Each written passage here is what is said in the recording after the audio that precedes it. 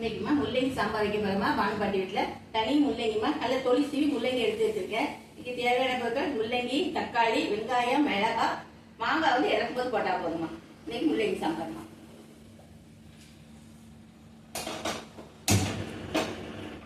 பானில் எண்ணெய் விட்டுக்கோங்கம்மா. நல்ல எண்ணெய் விட்டு நல்ல முள்ளங்கி எல்லாத்தையும் வதக்க வேண்டியதாம்மா. முள்ளங்கி இந்த முள்ளங்கியை வதக்கிட்டு மற்றெல்லாம் போடுவோம்.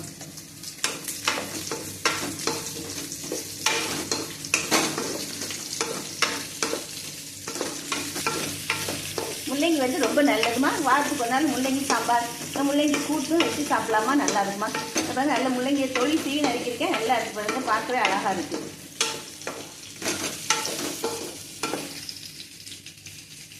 அதுக்கடுத்து வெங்காயம், மிளகாய்,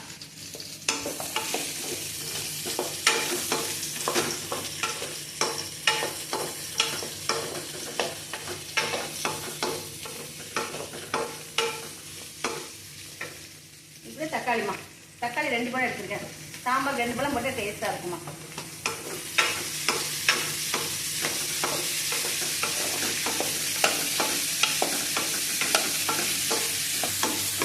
சாம்பாருக்கு காய் நல்லா வதக்கிடுமா. இப்போ இதை முழுகிற அளவுக்கு நல்லா தண்ணி விட்டு நல்லா வேக வச்சிருமா. அரை நல்லா வதங்கிட்டுமா. சாம்பாருக்கு நல்லா பாருங்க, அழகாக இருக்குது பார்த்துட்டு.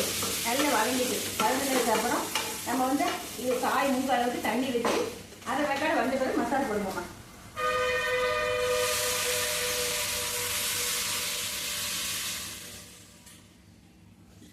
பாருங்கம்மா, இது முழுகிற அளவுக்கு நம்ம மூடி வச்சுக்கோமா. கொஞ்சம் வேகவும் மசாலா போடுவோம்மா.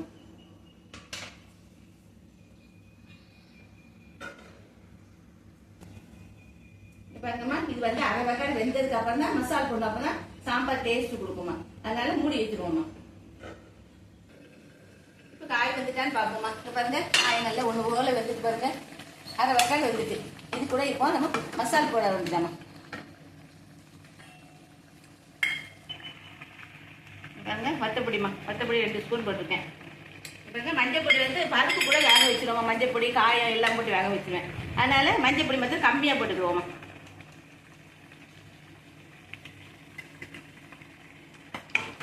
நல்லா கிண்டி கிண்டி உப்பு போட்டு விட்டுருவோம்.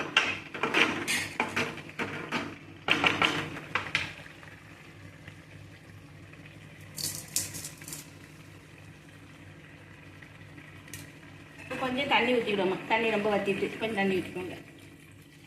ஊற்றிட்டு இங்கே பாருங்கம்மா, மூடி வச்சிட வேண்டியதாம்மா. இங்கே பாருங்கம்மா, காயெல்லாம் ஒன்று போல் வந்துட்டு பார்க்கவே அழகாக இருக்கு பாருங்கம்மா முள்ளங்கி சாம்பார். இப்போ வந்து தேவையான அளவு புளி கரைசல்மா.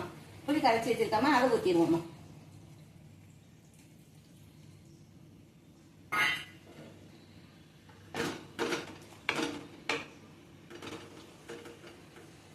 மூடிட வேண்டியதாம்மா. புளி ஊற்றியாச்சுமா.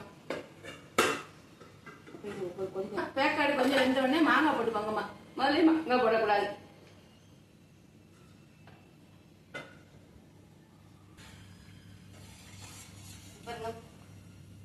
பாருங்கம்மா, காய் நல்லா வேகட்டுமா. இப்போ சாம்பாரை வேக வச்சு வச்சுட்டு சாம்பார் ஊற்றிடுவோம்மா.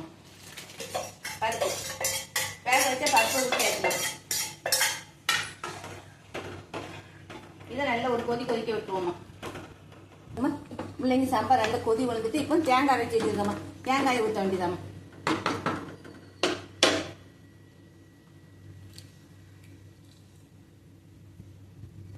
பாருங்கம்மா, தேங்காயெல்லாம் ஊற்றியாச்சுமா. இது நல்லா கொதி விழவும் நல்ல மல்லியில தலை போட்டு தாளிச்சு ஊற்ற வேண்டியதாம்மா.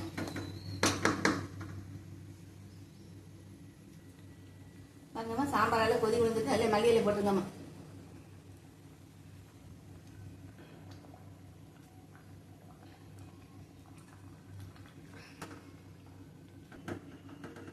மல்லியிலே போட்டாச்சுமா. போட்டு ஆஃப் பண்ணிடுங்க. மறுபடியும் தாளிசத்தை போட்டுக்கிடுவோம். தாளிசம் போட போகிறோம்மா சாம்பாருக்கு. ஒரு வாழையிலே கொஞ்சம் எண்ணெயை விட்டுக்கோங்கம்மா. தாளிசம் போட்டோம்மா. தாளிசத்துக்கு கடுகு போட்டுக்கோங்கம்மா. சாம்பாருக்கு 2 கடுகு, வெங்காயமா,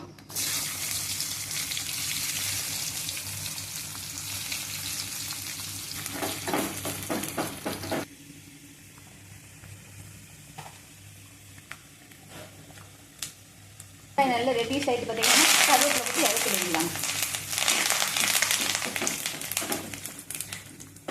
சாம்பார் நல்ல ரெட்டிஷ் ஆகி வந்துட்டு நல்ல ரெட்டிஷ் ஆகணும். அந்த மசால் வந்து இப்போ பாருங்க பார்க்கவே நல்லா அழகா இருக்கு. இப்போ பாருங்க காகத்தை போட்டாச்சு, ஊற்றிட வேண்டியதாம்மா.